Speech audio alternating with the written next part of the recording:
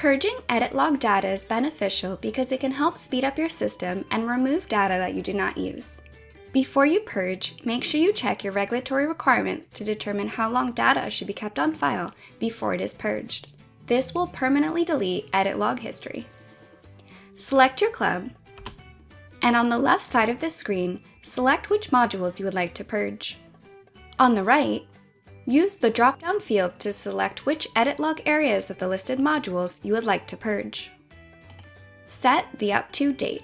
Edit logs for the selected modules/areas will be purged up to this date. Select OK.